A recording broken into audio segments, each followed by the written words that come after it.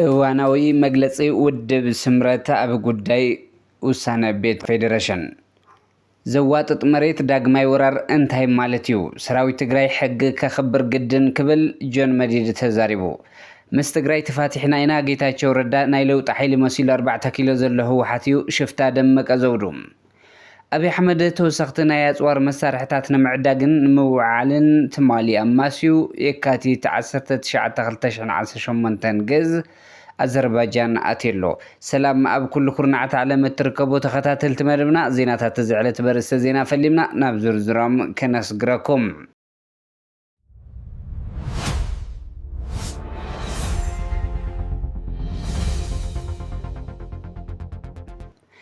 ንውሳነ ቤት ምክሪ ፌደሬሽን መሰረት ምግባር መረፃ ቦርዲ ኢትዮጵያ ዘመሓላለፈ ውሳነ ሓደገኛን ፀረ ሕገ መንግስትን ጥራሕ ዘይኮነ ኣብ ክልቲኡ ህዝብታት ሓድሽ ጎንፂ ዘቐስቅስ ብምዃኑ እቲ ውሳነ ብቕልጡፍ ክእረም ከም ዘለዎ ለካቲት 17/2018 ገዝ ናብ ቦርዲ መረፃ ኢትዮጵያ ቤት ምክሪ ፌደሬሽን ቅሉዕ ደብዳቤ ከም ዝፀሓፈ ስምረት ገሊጹ። ነዚ መበገሲ ብምግባር እቲ ዝተሓላለፈ ውሳነ ፌደሬሽን ፖለቲካዊ ትሕዝቶ ዘለዎ ቅሉዕ ጥሕሰት ሕገ መንግስቲ ስለ ዝኾነ ሕጋዊ ጉዳይ ብቤት ፍርዲ ንኽእገድን ተግባራዊ ከይኸውንን ስምረት ብዘእተወ ክሲ መሰረት እቲ ውሳነ ተግባራዊ ከይኾን ትማሊ ዕለት ብቤት ፍርዲ ክእገድ ተገይረሉ ኢሉ። ይኹን እምበር መበገሲ ናይቲ ውሳነ ፖለቲካዊ ጉዳይ ስለ ዝኾነ ፖለቲካዊ ፍታሕን ዕልባትን ክግበረሉን ብመሰረት ሕገ መንግስቲ ኢትዮጵያን ብስምምዕ ፕሪቶርያ ብሰላማዊ መንገዲ ክፍፀም ከኣልስና ኣጠናኺርና ክንቀፅል ኢና እውን ኢሉ።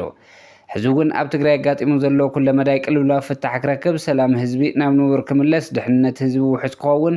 ኣብ ትሕቲ ወራር ዘሎ ህዝቢ ሓራ ክወፅእ ስምምዕ ፕሪቶርያ ብዘይ ምሽራፍ ክትግበር ምግባር ብሕታዊ መፍትሒ ናይቶም ፀገማት ኢሉ። ብተወሳኺ ኣባል መሪሕነት ስምረት ዝኾና ወይዘሮ ኬርያ ኢብራሂም ውሳነ ቤት ምክሪ ቦርዲ መረፃ ክፍፀም ተሓሲቡ ዝነበረ ስምረት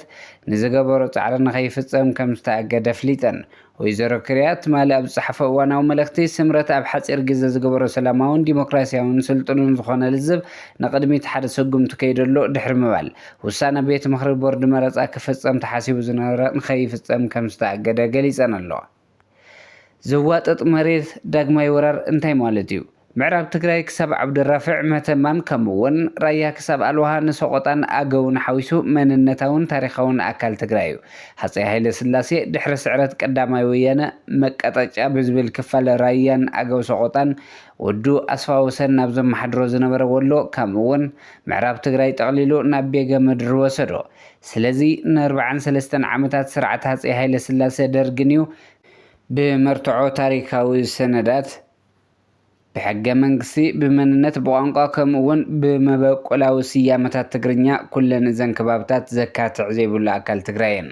ዝኾነ ይኹን ተወላዲ ትግራይ ክንዲ ድላይ ምስ ውድብ ይኹን ብፆቱ ቂም ይሓዝ ይናቆት ወላ ይጣፋእ ብኸመይ ንብሄራዊ መንነት ረብሓ ትግራይ መዋገይ መፍደይ ሕነን ይገብር ብኸመይ ብጀኖሳይዳዊ ወራር ንተጎበጠ መሬት ትግራይ ንትግራይ ነምሓራን ዘዋጥጥ መሬት ብዝብል ነጠባ ኣገላልፃ ከም ተወላዲ ትግራይ ኣብ ፅሑፍ ክተስፈር ኣይኮነን ከመይ ገይሩ ካብ አንደበትካ ክወፅእ ይኽእል? ገሊኡ ብገርሁ ገሊኡ ብጉሩሑ ካልእ ዘንበድብድዎ ኣገላልፃ እውን ኣሎ። ብልፅግና ዳግማይ ወራር ከካይረበሎ ትብል ኣሸኹ ኣገላልፃ እያ። ኣብ ልዕሊ ትግራይ ካብ ቅድሚ 2013 እናትሒዙ ዝተኣወጁ ጀኖሳይድ ክሳብ ሎሚ ንፃት እውን ኣይዕረፈን። ብጥይትን ብሰላሕታዊ ብማሕበረ ኢኮኖሚያዊ ብስነ ኣእምራውን ኩናት ቀፂሉ እዩ። ኣብ ታሪክ ዓለም ደጋጊሙ ከም ዝተራእየ ጀኖሳይድ ዝጀመሩ መራሕቲ ነቲ ዝተበገስሉ ምፅናት ሓደ ማሕበረሰብ ክሳብ መሊኦም ዝትግብርዎ ሰጋእ እውን ኣይብሉን። እኳ ዳኣስ ከም መብዛሕትኦም ጀኖሳይደራት ከይዲ ገበኖም ዝዕገት ፍትሒ ተረኺቡ እንትቁተሉ ወይ እንትእሰሩ ጥራሕ እዩ። ክፋል ግዝኣት ትግራይ ተወሪሩ ህዝቢ ምዕራብ ኣብ መረበቱ ዝተረፈ ኮነ እቲ ዝተመዛበለ ዝተሰደደን ብመዓልቱ እናፀነተ እቲ ዝተረፈ ትግራዋይ እውን ሓውሲ ክባን ዕፅዋን ሰላምን ቅሳነትን ስኢኑ ብመከራን እናማሰነን እናፀነተን ኣብ ዘለሉ ቀፃሊ ከይዲ ጀኖሳይድ ንሕና ዳግማይ ወራር እናበልና ነቲ ከይዲ ጀኖሳይድ ነናእሱ ኢና ዘለና። ስለዚ ኣብ ባዕልና ኮነ ምስ ማሕበረሰብ ዓለም ኣብ እንገብሮ ርክብ ስምምዕ ፕሪቶርያ ኮነ ማሕበረሰብ ዓለም ንቅድሚ 2013 ኣትሒዙ ኣብ ትግራይ ዝካየድ ዘሎ ጀኖሳይድ ኣይዓገቶን እኳ ዳኣስ ብሰላሕታን ብግልፅን ህዝቢ ትግራይ ይፀንት እዩ ዘሎ። ተጀሚሩ ዝተቋረፀ ዳግም ዝጅምር እንተይኮነ ሓደ ብተኸታታሊ ግና መልክዑ እናቀያየረ ዝፍፀም ከይዲ ጀኖሳይድ ንልዕሊ 6 ዓመታት ብቐፃልነት ዝካየድ ዘሎ እዩ። ሰራዊት ትግራይ ሕጊ ከኽብር ግድን እዩ ክብል ጆን መዲድ ተዛሪቡ ሰብ ከም ዝደልዮ ቀይዲ በትኽ ዝኾነሉ ዕድል የለን ካብ ሕዚ ጀሚርና ሕግን ስርዓትን ክነኽብር ኢና ክብል ላዕለዋይ ኣዛዚ ሓይልታት ፀጥታ ትግራይ ግንባር ደቡብ ጀነራል ዮሃንስ ወልደ ጀወርግስ ተዛሪቡ ዋና ኣመሓዳሪ ዞባ ደቡብ ምብራቕ ትግራይ ኣይተከላለ ሓጋዚ ብወገኑ ሰባት ብፖለቲካዊ ሰልፎም እምነቶም ይኹን ኣረኣእያቶም ዝበፅሕ መጉዳእቲ ይኹን ምጉናይ ደው ክብልን ኣብ መገዛ ዓዶም ብዘይኣፈላላይ ክነብሩ ከም ዝስራሕ ኣረጋጊጹ እቶም ኣመራርሓና ዝገለጹ መድረኽ ትልሚ ምኽባር ፀጥታን ድሕንነትን ጥሙር ኮሚቴ ኣካላት ፀጥታ ዞባ ደቡብ ምብራቕ ኣብ ዝተኻየደሉ እዋን እዮም ኣብ ሓራ መሬት ዘሎ ሓይሊ ክነፍርሶን ሕቶ ዘለዎ ወገን ክቃለሰሉ ክንፈቅድ ይግባእ ዝበሉ ኣይተከላሊ ካብ ዝወፃእ ብስም ሓራ መሬት ከባቢና ናይ ሸፋቱ ቦታ ክኸውን ኣይንፈቅድን ክብል ተዛሪቡ ኣብቲ ሓበራዊ መድረኽ ኣካላት ፀጥታ እቲ ዞባ ዝተረኽቡ ጀነራል ዮሃንስ ወልደ ጀወርግስ መዲድ ድሕሪ ሕዚ ሕግን ስርዓትን ክነኽብር ምዃንና ንምፍላጥ ዝተፀውዑ መድረኽ እዩ ዝበሉ ኮይኖም ዞባ ፀጥታዊ ኩነታት ንምርጋፅ ኩሉ ኣካል ተዋዲዱ ክሰርሕ ዝኽእል እዩ ድሕሪ ምባል ንረብሓ ህዝቢ ትግራይ ዝቃለስ ዝኾነ ይኹን ሓይሊ ምስ ጆኖሳይድ ዝፍፅሙ ኣካላት ተፀጊዑ ክኸይድ ኣይግባእን ክብሉ ተዛሪቦም ምስ ትግራይ ተፋቲሕና ኢና ጌታቸው ረዳ ናይ ለውጢ ሓይሊ መሲሉ 4 ኪሎ ዘሎ ህወሓት ሽፍታ ደመቀ ዘውዱ ምስ ትግራይ መነት ተኣሳሲርዎ ከም ዝነበረ እንተይተገልፀ ምስ ትግራይ ተፋቲሕና ኢና ህወሓት ሕማቕ እዩ ኢሎም ተላዒሎም ምስ ፌደራል ናይ ለውጢ ሓይሊ እዮም መፅኦም ግን ህወሓት እዮም ዝበለ ደመቀ ዘውዱ ሃፍቲ ህዝቢ ትግራይ ኣብ ዘይለፍዐሉ ገቢቱ ዝሓዘ እዩ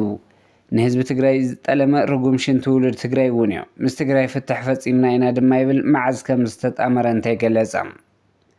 أبي حمد توسختنا يا صور مسارحتات نمعدقن موعلن تمال حموس يكاتيت كل تشحن 10 مونتن جئز أما سيو أذربيجان أتيو كم زفلت أبجزا كوينات تجري إثيوبيا كابستات أقامت لهم بركز ولا صور كوينات كم نسأل يم كلاشين زولو كاب أذربيجان استعدقوا من برم ذكريو أبوان جنوسايدا وكوينات تجري نبى أذربيجان استوعزت منيستر ديتا مكل خالها جري إثيوبيا مارتا لويج بفقاد تركي مس أذربيجان وتدرس معجرة مملاسة ذكريو كم حبريتها في الفلات أوروبا زوت وتدراو سممع ኣብ ኣዘርባይጃን ዝነበራ ኣፅዋርን ድሮናትን ሓዊሱ ወታደራዊ ቴክኖሎጂን ኢትዮጵያ ክትወስዶን ክትጥቀመሉን ዝፈቅድ እዩ ነይሩ ነዚ መካሓሲ ድማ ኣብ ውሽጢ ኢትዮጵያ ብቤት ፍርዲ ተዓጊተን ዝነበራ ኣብያተ ትምህርቲ መንግስቲ ቱርኪ ብነፃ ክርከበን እዩ ተገይሩ ብመሰረት እዚ ስምምዕ እውን እዩ ካብ ባኩ ኣዘርባይጃን ዝተበገሰት ነፋሪት ኣብ ውሽጢ ሓደ ሰሙን ሰለስተ ግዛት ፅዋር ፅዒና ኣብ ቦሌ ዘራገፈት እዛ ነፋሪት ኣብዚ ሰለስተ በረራ ንምድንጋር ዝተፈላለየ መስመራት ጉዕዞ እያ ተጠቒማ ዓቕሎም ዝፀበቦም ፀላእቲ ክገብርዎ ዝኽእሉ ኩሉ ዓቕሞም ፀንቂቖም ይገብሩ ኣለዉ ብኩሉ ኣንፈት ኩሉ ዓይነት ጋዕገልጦም ቴክኖሎጂን የተኣኻኸቡን የሰልፉን ኣለዉ ብኣባላት ሓይሊ ባሕሪ ኤርትራ ኣብ ቀይዲ ዝኣተዋ ሰለስተ መራኽቢ ኣዘርባይጃን ኣፅዋር ኢትዮጵያ ፃዕና ምንባረን ክግለፅ ፀኒሑ እዩ መንግስቲ ኣዘርባይጃን በወገኑ ኣፅዋር ፅዒነን ናብ ዱባይ የምርሓ ከም ዝነበራ ብሰንኪ ሕማቕ ኩነታት ኣየር ናብ ክልል ማያት ኤርትራ ከም ዝኣተዋ ካብ መግለፂ ወፃኢ ዝበሎ ነገር ኣይነበረን ኢትዮጵያ ካብተን ካብ ግዜ ናብ ኩናት ትግራይ ጀሚሩ ብፀሊም ዕዳጋ ኣፅዋር እትሽምተለን ሃገራት ሓንቲ ኣዘርባይጃን ምዃና ይግለጽ እምበር ከስ ክቡራት ተኸታተልቲ መደብና ዜናታት ዝዕለት ኣብዚ ከም ቤትና ሰሰናይ ንዓኹም ሰላም ንዓኺ ትግራይ